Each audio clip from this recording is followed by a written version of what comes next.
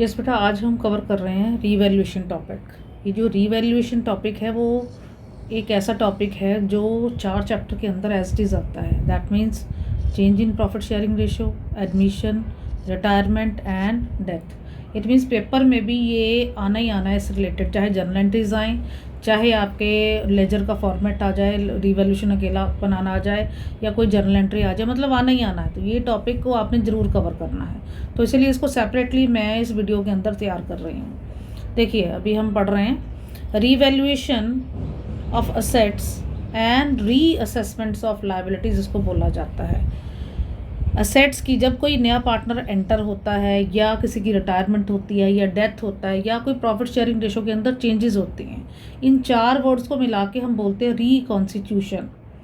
तो इसके टाइम के अंदर हम जो पुरानी बैलेंस शीट के अंदर पड़ी हुई असेट्स हैं उनको रीवैल्यूएट किया जाता है, उनकी करंट वैल्यू को कंसिडर करते हैं। और अगर लायबिलिटीज़ कोई पड़ी हैं तो उनको रीअसेस किया जाता है कि क्या लायबिलिटी कोई बढ़ी है या कम हुई है। और जिसके लिए फिर ये जो इंक्रीज़ और डिक्रीज़ होता है, दैट मीन्स इंक्रीज़ या फिर डिक्रीज़ किसी भी एसेट या लायबिलिटी का, उसको हम रिकॉर्ड करते हैं किसमें, रीवैल्यूएशन अकाउंट में।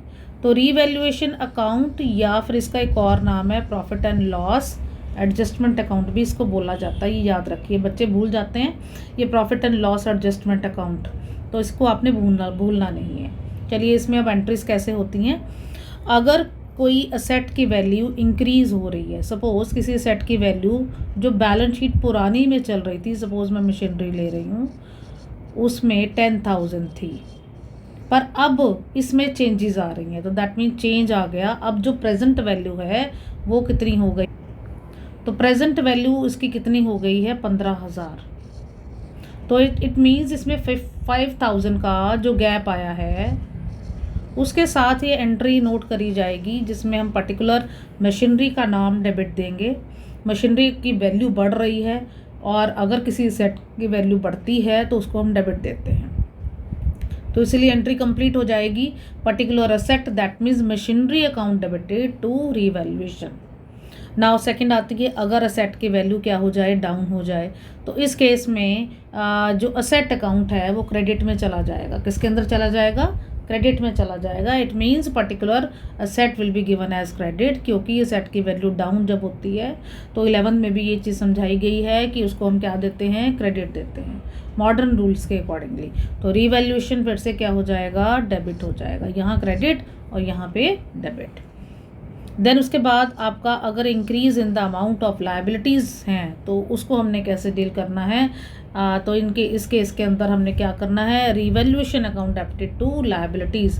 अगर किसी लायबिलिटीज़ की वैल्यू अप हो जाती है तो उसको हमें ज़्यादा क्रेडिट देना पड़ता है। अब सपोज इसको एक एग्जांपल देकर समझा रही हूँ।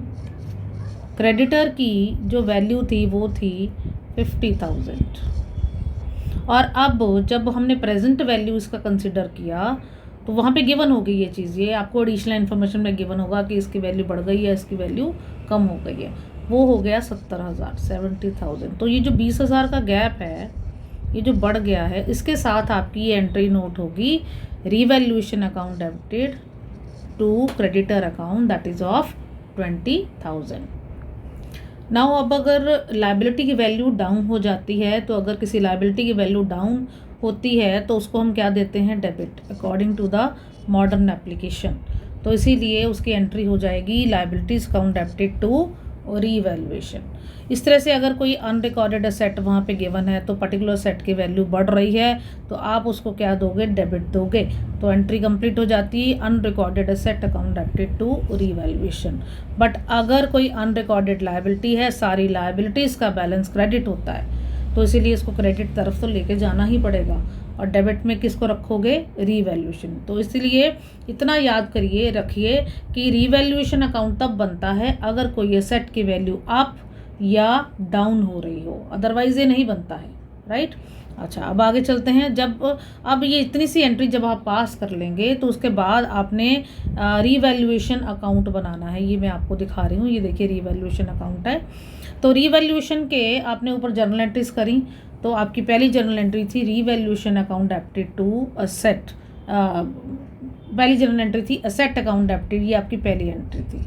Asset account debited to revaluation, that means अगर असेट की वैल्यू बढ़ती है तो हम एंट्री पास करते हैं asset to revaluation. It means ये असेट की वैल्यू क्या हो रही है, अप हो रही है ना। तो अगर अप हो रही है तो इसलिए उसको क्रेडिट किया जा रहा है। ये एक लेजर पोस्ट है, ये जो अभी क्या चल रहा है, लेजर पोस्ट चल रहा है। अच्छा, अभी एक और तरीका समझाती हूँ।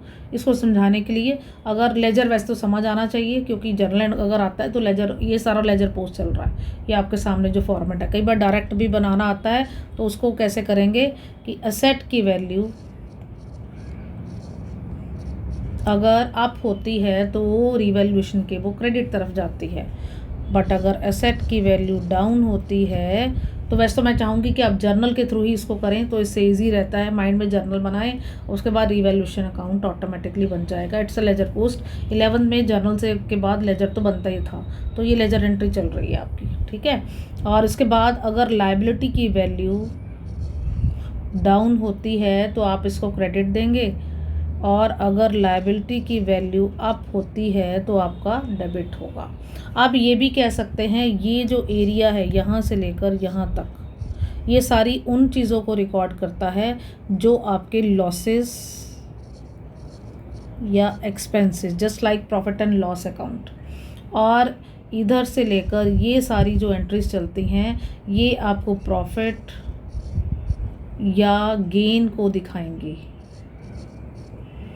जैसे सेट की वैल्यू अप हो गई तो बिजनेस में क्या हो जाएगा, गेन हो जाएगा, तो इसीलिए वो क्रेडिट तरफ जाएगा। Just like profit and loss, अभी आपको बताया मैंने कि profit and loss adjustment account इसका नाम होता है, ठीक है। अब जब ये सारी एंट्रीज पास हो जाएंगी, सेट की वैल्यू डाउन हो रही है तो वो डेबिट में, देन लायबिलिटी की वैल्यू अप हो रही है तो आपकी डेबिट में, अनरिकॉर्डेड लायबिलिटी है तो वो भी डेबिट में, पार्टनर्स कैपिटल अकाउंट का कोई रेमनरेशन आता है तो वो भी डेबिट में, क्योंकि खर्चे हैं ये, तो इसीलिए इसको डेबिट तरफ नोट करेंगे।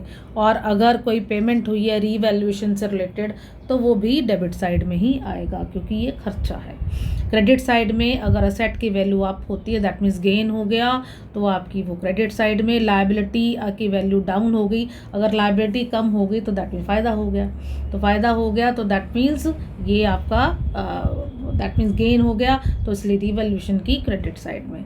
कोई अनरिकॉर्डेड असेट है तो अगर आपने रिकॉर्ड नहीं करी है तो अभी आप इसको रिकॉर्ड करेंगे तो बिज़नेस पॉइंट ऑफ व्यू से तो अच्छा है, तो इसीलिए रिवैल्यूएशन की क्रेडिट साइड में। अब यहाँ तक अगर हम देखें तो ये आपका पीछे जर्नल से हमने लेजर पोस्ट किया। अब इसके बाद जब ये इसको बंद करेंगे हम लोग, इस लेजर को बंद भी करना होता है। +1 के अंदर आप लोग कैरेट डाउन के साथ इसको करते थे, बट अब +2 के अंदर अब ये प्रॉफिट या लॉस के तौर पे आएगा। सपोज़ आपकी क्रेडिट साइड ज़्यादा है, ये वाली साइड, डेबिट साइड से जब आप इसको टोटल करेंगे तो वो आपको क्या नज़र आएगा, प्रॉफिट या फिर गेन। और इसको अल्टीमेटली हमने ट्रांसफ़र करना है old partners in the old ratio. इसमें ओल्ड पार्टनर्स याद रखना है आपने,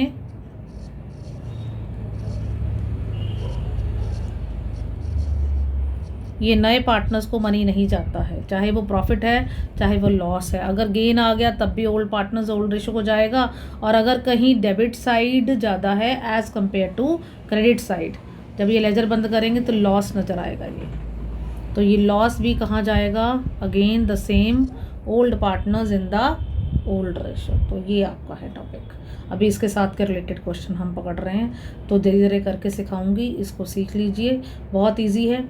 अच्छा, एक बात और मेरे को सिखानी थी आपको, जैसे सपोज़ गेन आ गया है ना, ये मैं हाईलाइट कर रही हूँ दोबारा से आपको। सपोज़ आपको गेन आ गया, ये गेन है तो इसको ओल्ड पार्टनर्स में आपने ट्रांसफ़र कर दिया। अगर इसकी मैं जर्नल एंट्री बनाऊँ तो जर्नल एंट्री क्या बनेगी इसकी, revaluation account debited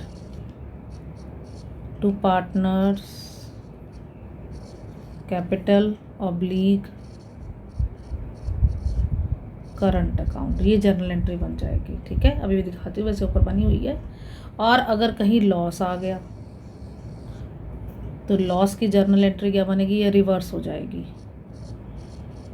partners capital oblique current account debited to revaluation. ये जो प्रॉफिट और लॉस की जो एंट्री है ये सिर्फ रीवैल्यूएशन का जब आप लेजर बनाएंगे तभी आपको पता लगेगा, अदरवाइज़ ये एंट्री पास आप नहीं कर सकते हैं। ठीक है, ये देखिए जो मैं आपको बोल रही थी फॉर्मेट के ऊपर ये एंट्री बनी हुई है, revaluation to old partners capital current account अगर गेन होता है, और अगर कहीं लॉस हो जाता है तो आपका old partners capital account debited to revaluation, ये एंट्री हो जाती है। बट याद रखिए रीवैल्यूएशन का चाहे प्रॉफिट आए चाहे लॉस आए, इसको हमने old partners in the old ratio के अंदर ही ट्रांसफ़र करना है।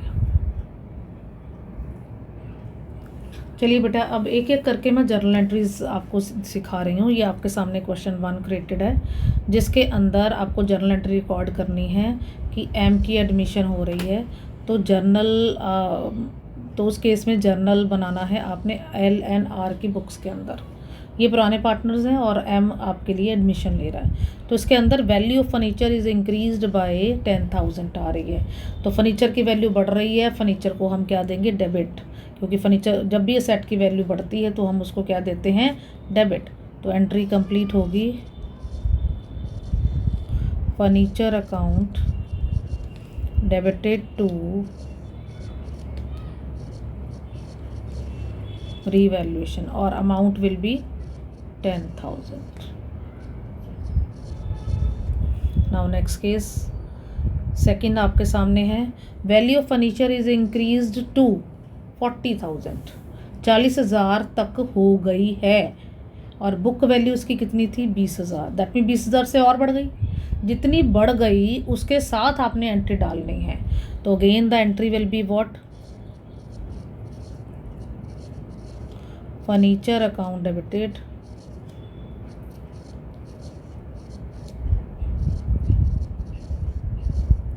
टू रीवैल्यूएशन 20,000 सॉरी, जितने से वैल्यू इंक्रीज हुई है। Then next is value of furniture is brought up to 120% of its book value, 120 से बढ़ गई है। बुक वैल्यू कितनी थी, 50,000,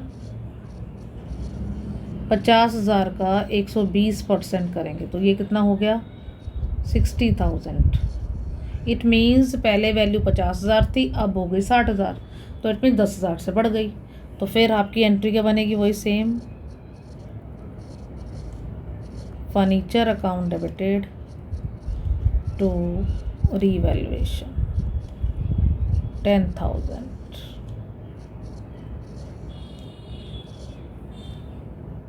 then after that stock is under valued. बेटा ये वाले वर्ड जो हैं वो बहुत इंपॉर्टेंट हैं आपके, अंडर वैल्यूड और इधर नेक्स्ट एंट्री में ओवर वैल्यूड आ रहा है। अंडर वैल्यूड और ओवर वैल्यूड, अंडर वैल्यूड का मतलब समझिए पहले। अंडर वैल्यूड का मतलब होता है कि बंदे ने गलती कर दी कि उसने गलती से वैल्यू को डाउन कर दिया।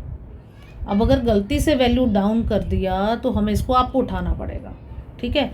बट अब क्या है, अंडर वैल्यूड कितने से किया, 10% से। अब ये जो 18,000 आपको नज़र आ रहा है, ये आपकी वैल्यू बन गई 10% काट के, तो ये बन गई कितने के, 90%। तो मेरे को अब 100% कैलकुलेट करना है, राइट। तो इसकी कैलकुलेशन होगी like this, 18,000 that is equal to 90 ना, तो 90 नीचे ले आएंगे, मल्टीप्लाई बाय, अब मेरे को चाहिए 100%, तो ये वैल्यू बन जाएगी 20,000।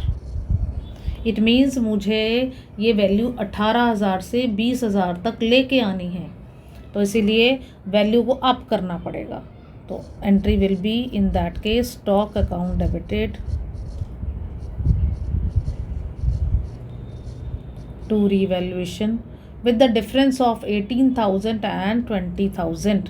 दैट मीन्स कितने का गैप हुआ, 2,000 का। तो ये आपकी एंट्री होगी। बेटा ये वाली जो केस है वो बहुत इंपॉर्टेंट है, इसको बहुत ध्यान से करना, और ये पेपर में आता है ये वाला केस। चलिए नेक्स्ट करते हैं। ऐसे ही वैल्यू क्या है, ओवर वैल्यूड। ओवर वैल्यूड का मतलब है हमने गलती से ज़्यादा कर दिया, अब इसको कम करना पड़ेगा वैल्यू को। तो आपकी देखिए बुक वैल्यू कितना, 22,000, तो दैट मीन 10% इसमें ऐड करके दिया हुआ है। इट मीन्स ये वैल्यू 110 के हो जाएगी इक्वल।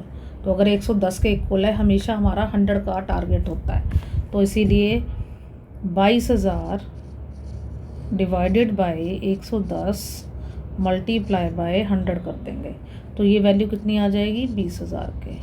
इट मीन्स मुझे ये वैल्यू अब 22,000 से 20,000 तक लेकर आनी है। तो इसीलिए अब मेरे को एंट्री रिवर्स डालनी होगी कम करने के लिए value. Revaluation account debited to stock with again 2,000। Now next case है market value of computer is 25,000। Book value of computer कितना है 20,000।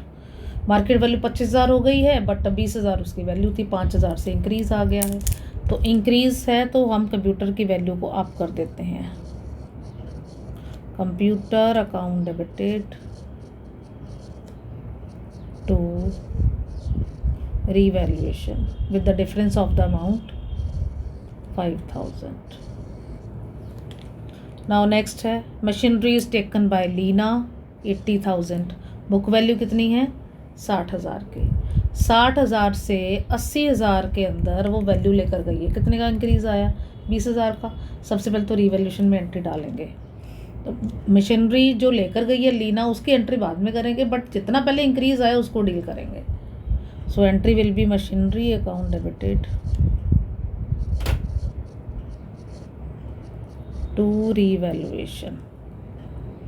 कितने का इंक्रीज़ आया 20,000। अब इसके साथ दूसरी एंट्री भी पड़ेगी जब लीना लेकर जा रही है मशीनरी को, ठीक है। तो मशीनरी अगर लेकर जा रही तो मशीनरी तो हो गई क्रेडिट क्योंकि डाउन हो गया। टू मशीनरी तो करना है बट कितने की लेकर गई 80,000 की। और कौन लेके गया लीना।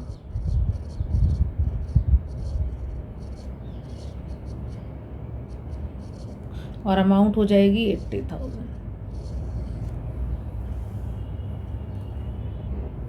चलिए अब मैं नेक्स्ट केस उठा रही हूँ। 1/3 of the machinery is taken by Rohit 30,000 and balance is revalued at 57,600।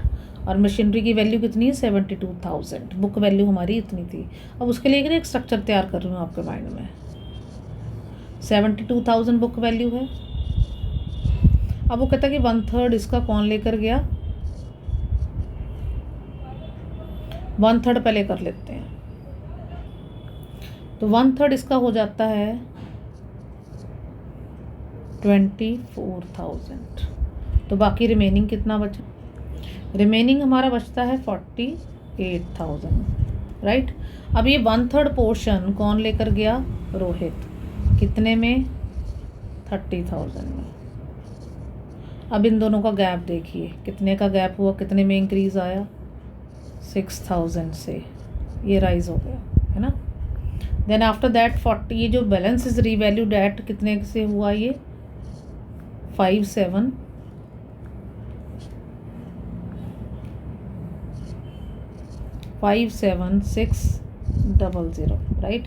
तो कितने से इंक्रीज़ हो गया। अब ये कितने से इंक्रीज़ हुआ 9,600 से,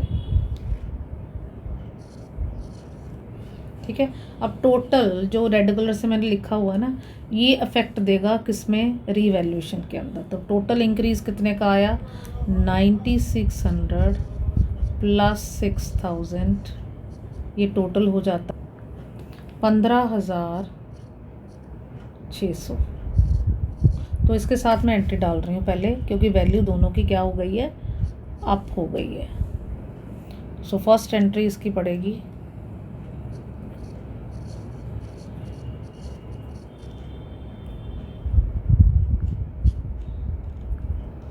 मशीनरी अकाउंट डेबिटेड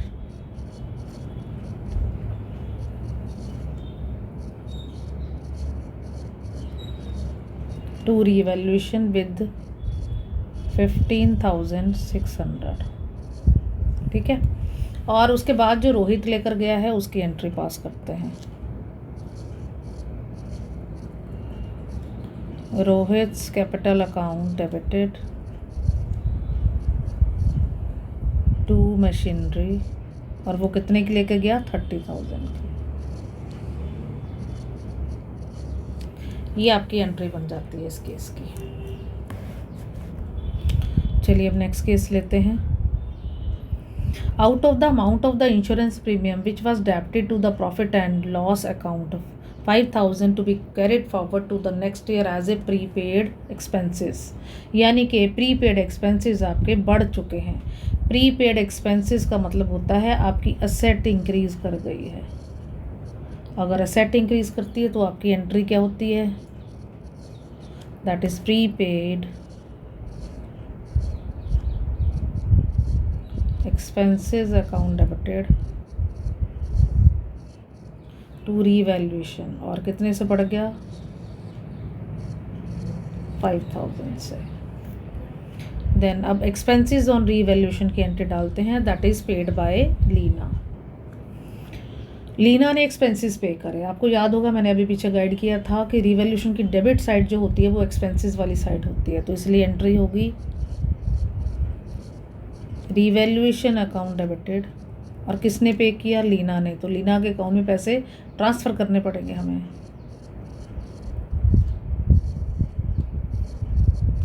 और अमाउंट कितनी होगी? 5,000.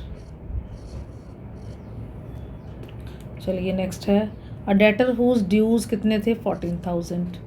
कितने से होगा? बैड डेट्स हो गए. लास्ट ईयर थे, लास्ट ईयर बैड डेट्स हुए थे, तब एंट्री डाल दी होगी हमने. बट अब हमने एंट्री डालनी है उसके पेमेंट की 10,000 की, यानी कि वो हमें पेमेंट देके जा रहा है. आपको याद होगा आपने 11th के अंदर एंट्री बनाई थी जब बैड डेट्स रिकवर्ड होता था, तो वही एंट्री यहाँ पे भी सेम आ रही है. बैंक अकाउंट डेबिटेड, बैंक या कैश जो भी आप लिखना चाहें, to bad dates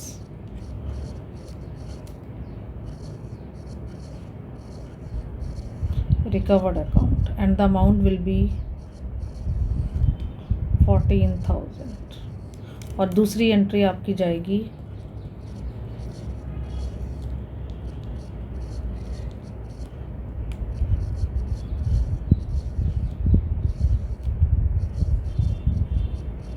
bad debts recovered account debited, क्योंकि इसको रीवैल्यूएशन में ट्रांसफ़र करना होगा. और रीवैल्यूएशन की क्रेडिट साइड इनकम वाली साइड होती है. ये पैसा आया है फर्म के अंदर, तो ये 14,000 वहाँ पे ट्रांसफ़र हो जाएगा. यस बेटा, इसी के अंदर हम लोग एक और क्वेश्चन पकड़ रहे हैं. दैट इज़ क्वेश्चन नंबर 2, जिसके अंदर ये है भी बहुत इंपॉर्टेंट. बैड डेट्स के अकॉर्डिंग और प्रोविजन फॉर डाउटफुल डेट्स के अकॉर्डिंग ये क्वेश्चन आता ही आता है. यस बेटा, तो दैट मीन्स 3:2 की रेशो चल रही है. सी और डी यहाँ पे पार्टनर्स बताए गए हैं, उनकी एडमिशन हो रही है. They admitted Asha as a partner और ग्रेड 3:2 का रेशो चल रहा है. At the time of admission of A, that means Asha, debtors and provision for doubtful debts आपके कितने चल रहे हैं? 95,000 एंड 10,000. और 7,500 यहाँ पे बैड डेट्स हो गया है. प्रोविज़न आपकी 5% के अकॉर्डिंग चल रही है.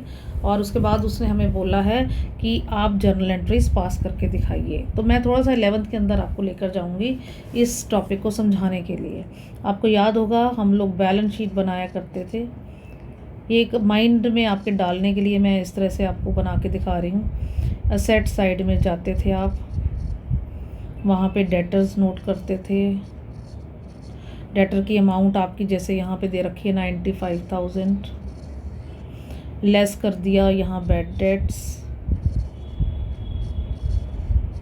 बैड डेट्स जैसे इस क्वेश्चन में हुए 7,500, लेस करके ये आपका आ जाता है 8,7,500. अब इसके ऊपर हम जो प्रोविज़न है वो बनाते थे. Less provision for doubtful dates, उसकी कैलकुलेशन कैसे होगी? 5%. 8,7,500 मल्टीप्लाई बाय 5/100. तो ये कैलकुलेशन के बाद आता है 4,375. और बाकी रिमेनिंग अमाउंट हम लोग बाहर नोट करते थे. तो अब इसका आफ्टर इफेक्ट आपके यहाँ +2 के अंदर क्या पड़ेगा वो देखो. तो सबसे पहली एंट्री आपकी अब होगी बैड डेट्स वाली.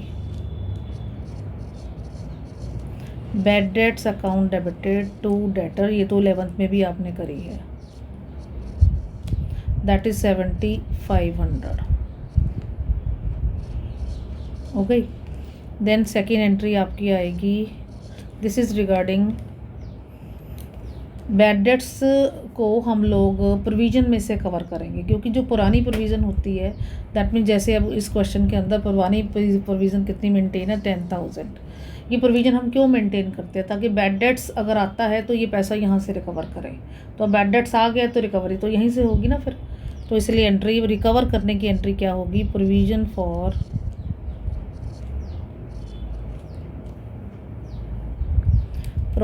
For doubtful debts debited to bad debts।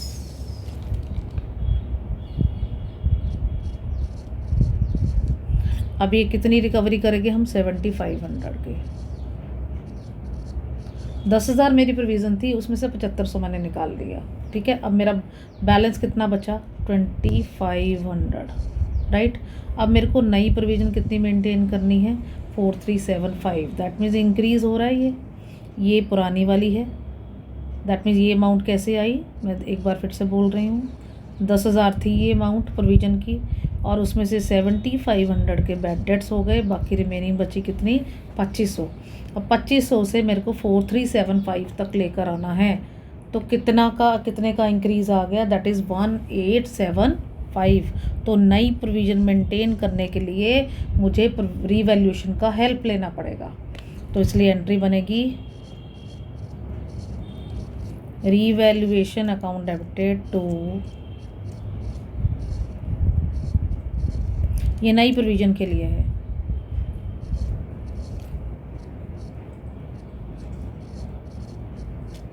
Amount हो जाएगी आपकी 1875। दैट मीन्स 4375 माइनस बैलेंस 2500, तो ये आपका आ गया 1875। ये हो गया। अब देखते हैं प्रोविज़न रीवैल्यूएशन की एंट्री पड़ी है, तो इट मीन्स ये पैसा फिर अल्टीमेटली जब भी रीवैल्यूएशन अकाउंट ओपन होगा किसी पर्टिकुलर एक क्वेश्चन के अंदर, तो ये पैसा अल्टीमेटली जाता कहाँ है, ओल्ड पार्टनर्स ओल्ड रेशो के अंदर डिवाइड हो जाता है। अब ये रीवैल्यूएशन अगर डेबिट हुआ तो इट मीन्स आपका डेबिट साइड बढ़ गया होगा, अगर डेबिट साइड बढ़ गया तो इसकी क्रेडिट तरफ बैलेंसिंग फिगर आएगी, बैलेंसिंग फिगर आएगी तो वहाँ से ये डिवीजन में जाएगा, दैट मीन लॉस हो गया। अगर लॉस हो जाता है तो एंट्री हमारी बनती है, फोर्थ वाली बनाने जा रही हूँ। हमारे पास जो पार्टनर्स के नाम थे वो थे C&D। C is capital account debited, D is capital account debited to revaluation। ये लॉस की ट्रांसफ़र की एंट्री हो गई। लॉस कितने का हुआ, देखो अब ऊपर 3 एंट्रीज पड़ी हुई हैं, तो इसमें सिर्फ लॉस किसका है, ये वाली एंट्री का आएगा ये, क्योंकि यही रीवैल्यूएशन में अगर लेजर बनाऊंगे तो वही जाएगी ना, तो इसीलिए 1875 को हम डिवाइड करेंगे, रेशो दे रखी है 3:2 के अंदर, तो ये आ जाएगा 1125 and 750। तो बच्चे ये क्वेश्चन ख़त्म हो जाता है, तो अंडरस्टैंड करिए।